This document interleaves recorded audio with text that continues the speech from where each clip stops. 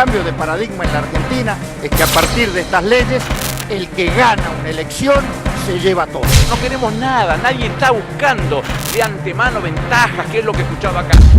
La Cámara Civil y Comercial falló sobre la constitucionalidad de la ley de medios. A casi 4 años de su sanción en el Congreso. Crece el respaldo internacional a Nicolás Maduro.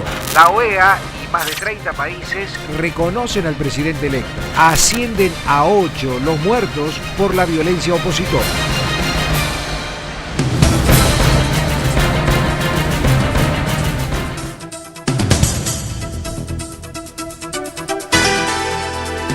Muy buenas noches, bienvenidos al resumen de noticias de la televisión pública. Miércoles, hay mucha información, vamos a tener un programa realmente cargado. Hubo sesión en Congreso, hubo sesión en senadores, hubo sesión en diputados, hay información internacional de último momento, hay columnistas, tenemos de todo. Empezamos con el deporte. Gaby, ¿qué tenés para hoy? Muchísimo fútbol para repasar en la jornada de hoy, Pablo. Boca perdió por Copa Libertadores, pero sigue adelante en el torneo continental. Además, actividad en la Copa Argentina y un nuevo entrenador presentado en la jornada de hoy. Todo eso en un ratito. Y ganó Olimpo. Un abrazo grande a los amigos de Olimpo. Hay amigos de Olimpo, están muy contentos con el triunfo recién por penales a Vélez. También nos va a contar eso Gaby, por supuesto. Y hoy está el Rulo de la Torre con todo el análisis político. ¿De qué vamos a hablar, Rulo? Me lo imagino igual. Te imaginás y seguramente bien, Pablo. Nos vamos a concentrar en la democratización de la justicia, la reforma judicial que avanza en el Congreso, como vos decías, se trató en diputado, en el Senado ya hay leyes que tienen media sanción, otras están esperando. Vamos a analizar y tratar de pasar en limpio qué significa esta reforma, cuál es el contenido, cuáles son los puntos controvertidos que se van a discutir y cuáles son algunas oposiciones que realmente no se comprenden. De todo esto vamos a hablar en un ratito. Bien, en minutos entonces llega el análisis de Rulo de la Torre. Ahora vamos a poner el marco, vamos a ponernos en contexto, vamos a dar la noticia. Hay media sanción en el Senado de la reforma, de una ley que reforma el Consejo de la Magistratura. Demos la nota. Nosotros los radicales no le tenemos miedo a la elección popular. Lo que pensamos es que se va a producir un desequilibrio en favor de cualquiera quien tenga el gobierno el día de mañana. Las estructuras partidarias pueden elegir a la mayor cantidad de consejeros. Nosotros creemos que debemos plantearle diversos aportes y yo por lo menos llamé en el debate a pedirle al oficialismo que así como aceptó los aportes del CEL y hizo modificaciones en la ley, por ejemplo, de las medidas cautelares, también lo haga en el Consejo de la Magistratura. Lo que decimos nosotros es que el verdadero dueño del poder político es la consideración popular, y entonces lo que decimos es que sea el pueblo, que es el verdadero dueño del poder político, que tome la decisión y decida quiénes son los que van a formar parte de este Consejo de la Magistratura, que es el que va a tener la responsabilidad de la asignación de los jueces y llevar adelante toda la estrategia en términos de la administración del Poder Judicial. Entonces encontrábamos la forma real que tiene la Argentina de administrar su verdadero poder político, que es en la sede de quienes son los titulares. Por su parte, la Cámara de Diputados aprobó 3 de los proyectos que componen este paquete de leyes que reforman el Poder Judicial. Nosotros partimos de una concepción humanista, donde el Estado tiene un rol subsidiario, que es garantizar el derecho al conjunto de la sociedad. Quien tiene que garantizar, después de 30 años de democracia, la oportunidad para todos los argentinos de acceso a todos los derechos tiene que ser el Estado. Y lo que estamos debatiendo es de qué manera facilitamos el acceso de la mayor cantidad de ciudadanos en igualdad de condiciones y de oportunidad para el acceso a la justicia. Creemos que la reforma integral de la justicia no es un proyecto valioso que acerque la justicia a la gente. Nos parece que sí es un proyecto que apunta a someter y a condicionar mucho más la independencia de la justicia. Cautelares la verdad que es una cachetada, una bofetada que venga en un paquete que se llama democratización de la justicia. De hecho, ayer tuvieron que retroceder en el Senado y bueno, en buena hora. O sea, la verdad que si no sale el proyecto, en buena hora. Nosotros estamos de acuerdo con que hay que democratizar la justicia, pero para nosotros democratizar la justicia pasa por darle más acceso a los más humildes en términos de llegar a la justicia. Muchas veces los que no tienen nada no saben ni siquiera dónde queda el despacho del juez o del fiscal y el tribunal, y estos proyectos no creemos que le resuelvan ese problema a los ciudadanos.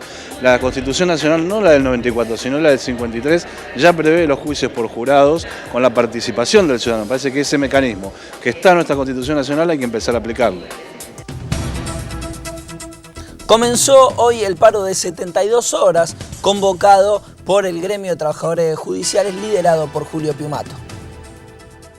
Nosotros no aceptamos reformas que, lejos de mejorar la justicia, perjudican a los trabajadores judiciales, perjudican a los trabajadores en general, a los jubilados y a todo el pueblo argentino, y fundamentalmente violan la Constitución Nacional porque transforman al Poder Judicial en una oficina del gobierno de turno. Tanto Facundo como Plaini, como Mar Plaini, le hemos instruido para que vote en contra y, si es necesario, no dé el quórum para que no sigan adelante con esta ley. El paro por 72 horas que convocó el gremio judicial abrió una polémica entre algunos representantes de los trabajadores que denunciaron la medida como un lockout patronal porque está impulsado por la corporación judicial. Es la primera vez en la historia del Poder Judicial que pasa una cosa así. Si mañana y pasado los juzgados están cerrados, no será por mérito de la medida de fuerza, sino un éxito de la corporación judicial, que esta vez utiliza a través del secretario general Julio Piumato y la Unión de Empleados de Justicia de la Nación, los utiliza para llevar adelante sus objetivos, que son resistir la reforma y la democratización del Poder Judicial que impulsa el Gobierno Nacional. Bueno, ya tenemos el tema planteado, está todo sobre la mesa, pero está complicado. Rulo, yo te la paso a vos, a ver, acomodámela. Vamos a tratar de ordenarlo. Todo sobre la mesa menos los anteojos me lo voy a dejar puesto porque hay algunas cosas que prefiero leer. Son quiero decir, muy bellos los apuntes de Rulo, lo único que quiero decir. Son apuntes a más. Son 6 proyectos los de este paquete de reforma judicial. 3 entraron por diputados, 3 entran por senadores. Los 3 de diputados son las normas que hacen a la transparencia del Poder Judicial. Uno tiene que ver con el ingreso democrático al Poder Judicial, el ingreso por concurso de todos los componentes funcionarios que deberían ingresar e incorporarse al Poder Judicial. Otro tiene que ver con las declaraciones juradas, que le da carácter público a todos los funcionarios de la justicia. Y el tercero con la publicidad de resoluciones y acordadas. Te digo esto, te ordeno esto porque en realidad estos 3 proyectos uno no imagina qué oposición pueden tener.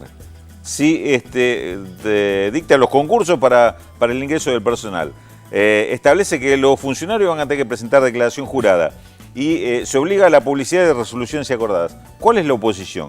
Y sin embargo, estos salieron los 3 votados por mayoría, entre 133 a 140 votos según en cada caso, pero todos tuvieron la oposición en contra. 101 votos en contra, el que menos tuvo, 109 votos, el que más votos en contra. Te voy a decir, bastante en bloque se votó.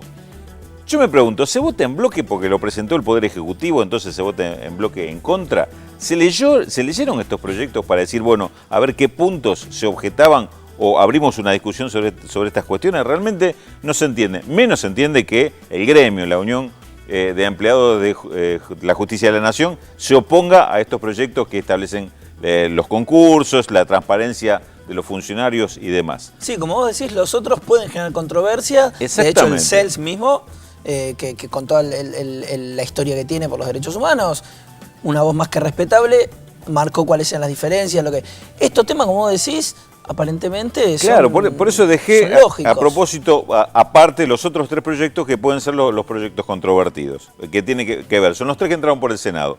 El del Consejo de la Magistratura, que modifica el número de integrantes y la forma en que se votan ahora. Los integrantes no van a ser más de las corporaciones que resuelven quiénes son sus representantes, sino que van a ir por votación con una lista que pueden presentar los partidos, que pueden ser extrapartidarios, pero esto, claro, lleva a que haya mucha controversia. Inclusive se dijo en algún momento que esto puede ser hasta considerado inconstitucional. Esto, digamos, va a dar para mucho, te van a poner mucha discusión, va a ser largo.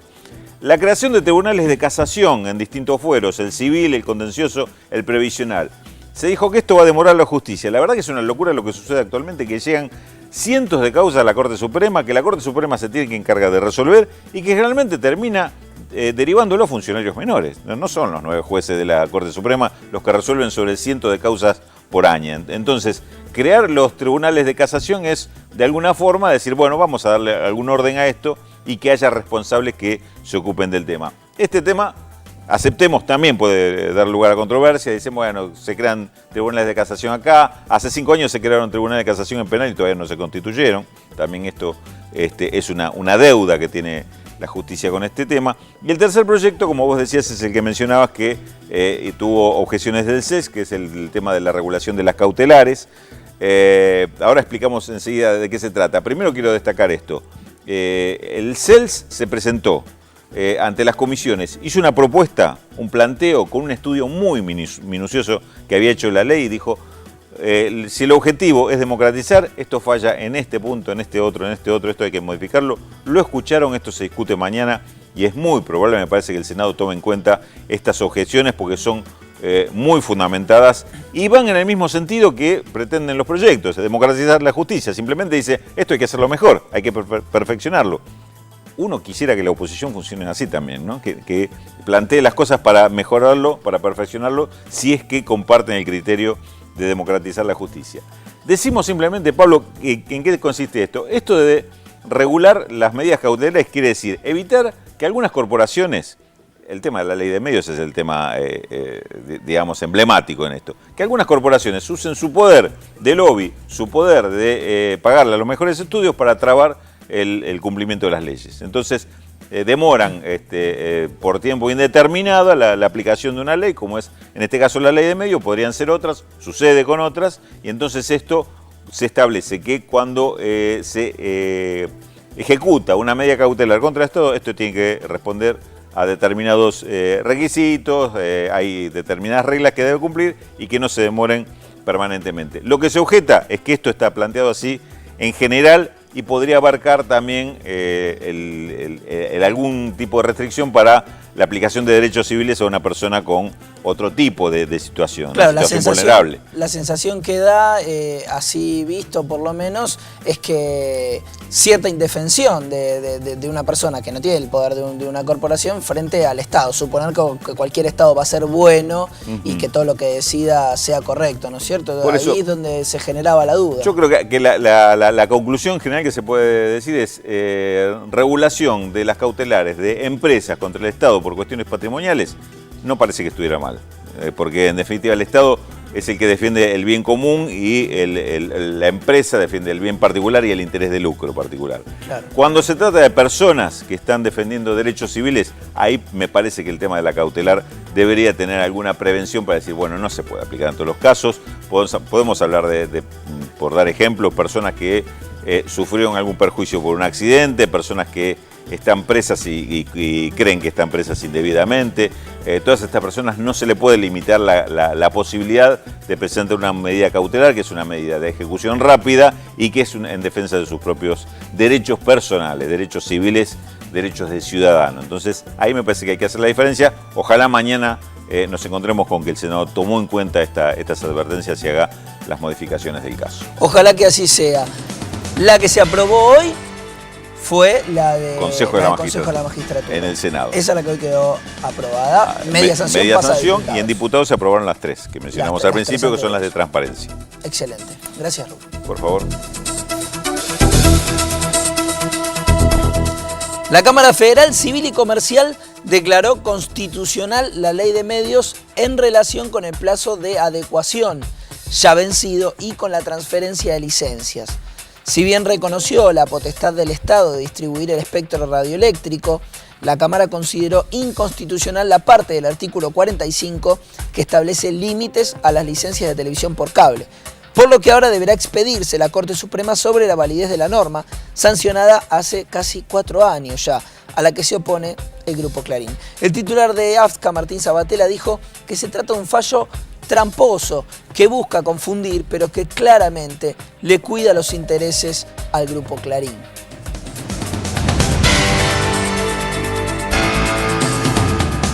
La presidenta Cristina Fernández recibió en la Casa de Gobierno a miembros de la Alianza de Iglesias Evangélicas, encabezados por el pastor Rubén Proietti, quienes fueron acompañados por el secretario de culto, Guillermo Olivieri. Esta es la segunda vez que la mandataria recibe a los representantes de la organización que representa a las iglesias evangélicas del país, que fue fundada en 1938.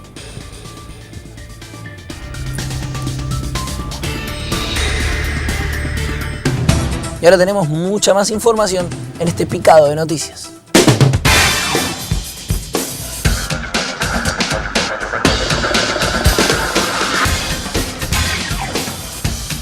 La AFIP se presentó como querellante en 4 denuncias iniciadas ante la justicia luego de las declaraciones periodísticas de Leonardo Fariña.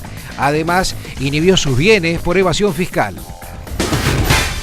Al inaugurar nuevos simuladores de vuelo, el presidente de Aerolíneas Argentinas anunció que el centro de capacitación será un instrumento de formación para pilotos de toda América Latina. El ministro de Planificación, Julio De Vido, recordó que está en marcha la licitación de 2 represas en Santa Cruz y anunció obras de infraestructura por 400 millones de pesos para varios municipios. El gobernador radical de Corrientes, Ricardo Colombi, fue duramente criticado por propios y extraños por decir que el gobierno nacional primero fue por los militares y ahora va por la justicia.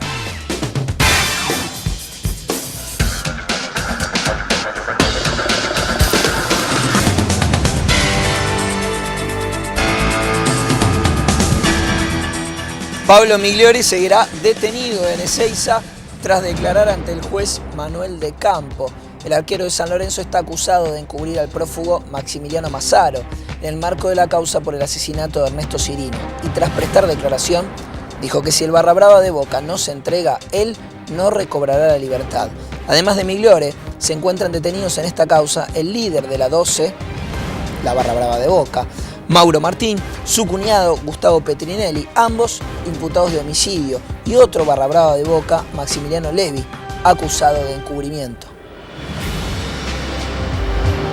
Se nos ha solicitado expresamente que nos presentemos en los tribunales, en el juzgado de menores, que intervenga al efecto, a los fines de constituirnos como parte querellante y con la finalidad específica de colaborar con la accionar de la justicia, eventualmente trabajar a la par de la Fiscalía. Por las versiones que se han suministrado, quien estaba a cargo del grado era la auxiliar y no la maestra, o las maestras. ¿Cuál es el estado de salud de la menor?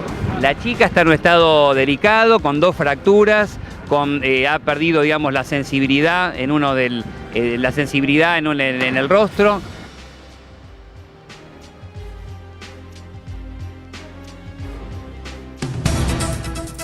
Se realizaron en Londres los funerales de Margaret Thatcher. La ceremonia se inició con el traslado del féretro desde el Parlamento hasta la Catedral de San Pablo, donde se realizó el servicio religioso final. Entre el público hubo contundentes muestras de protesta contra Margaret Thatcher. Which one of you have ever seen battle? Yeah, them guys right there dying, you seen them mates dying. Oh, you disgust me. Maggie! Maggie! Maggie! Entre los manifestantes hubo quienes recordaron su estrecha relación con el dictador chileno Augusto Pinochet y por el hundimiento del buque General Belgrano durante la Guerra de Malvinas.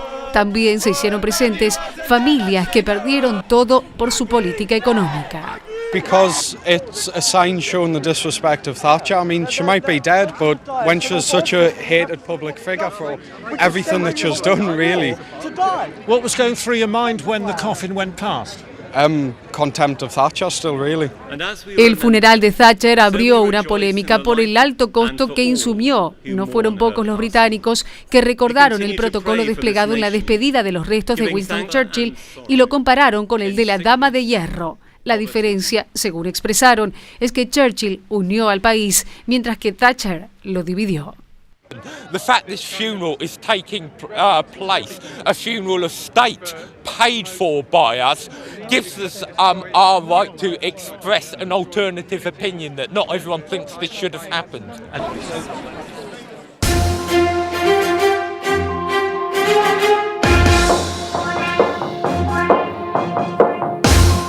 Bien, esta es información que está llegando en este momento.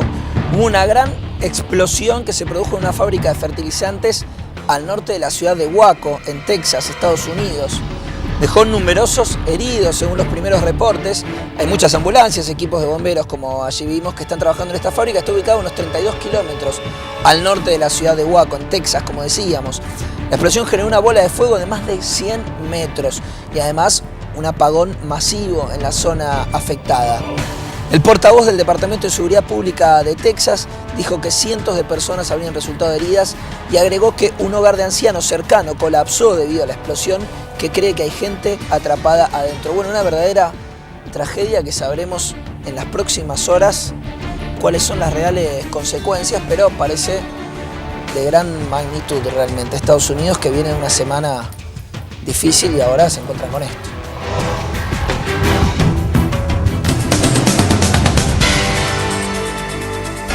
Cambiamos completamente el tono de la información. Gabriela Previte. Un tono más clarito. Hoy he venido con un tono más clarito. Adelante. Pero solamente de remera, ¿eh? No, pero quiero el detalle de los hombros. No sé si la cámara, no sé si el señor director me toma. No sé si se llegan a Fíjate, ver. sí, fíjate que son tachas, unos pinchos. Son Ahí tachas. está. Fíjate el director. Es para que tenga cuidado que se me quiera acercar, nada más. Nada de manito al hombro, de abrazar, nada. Nada Una porque especie terminan de- averiados. Una defensa. Es una defensa personal. Me parece bien. Vamos a hablar de deporte, mejor en este caso de Independiente. Presentó a su entrenador hoy a la mañana, Miguel Ángel Brindisi, después de 18 años, vuelve a la institución que le dio alegrías a él como entrenador y él como entrenador a los hinchas, porque en el 94 han conseguido el torneo clausura, la Supercopa y la Recopa del año siguiente. Por eso los hinchas están ilusionados con volver a realizar una buena campaña en lo que resta del campeonato y salvarse del descenso, porque en esa zona hoy está el conjunto de Avellaneda. La primera gran noticia, más allá de que hoy asumió directamente como entrenador y que después de una conferencia de prensa, es lo que dijo en ella, que el Tecla Farías volverá a ser titular el próximo fin de semana. No era mi intención dirigir en el país, dirigir en el exterior y por un tiempo seguir este camino nuevo que estaba desarrollando, porque me pasaron cosas como de repente descubrir la previa del hincha. Vení 2 horas antes para hacer un relato y yo no veía cómo colgaban las banderas, yo no veía cuando ponían las luces, el acoso de colores, los humos. Empecé a descubrir unas cosas, toda la previa, que nosotros la ignoramos. En definitiva, ¿qué es?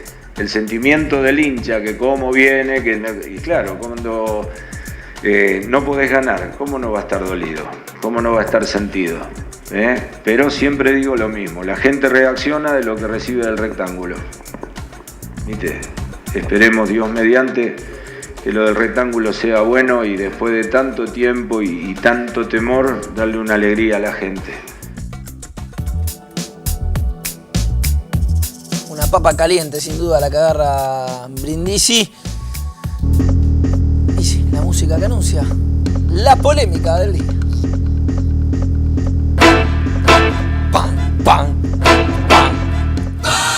¿Qué pasó?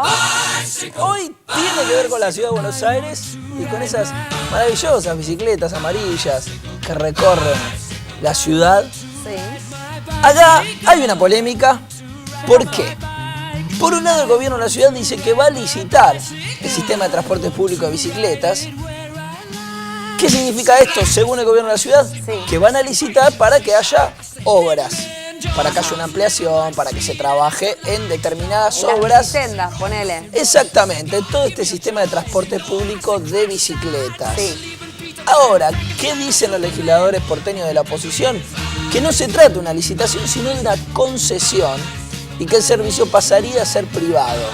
No es que se está licitando para que una empresa haga obras, sino que se le está dando la concesión a una empresa y esto significa que quizás en un tiempo el servicio deje de ser gratuito como es hasta ahora.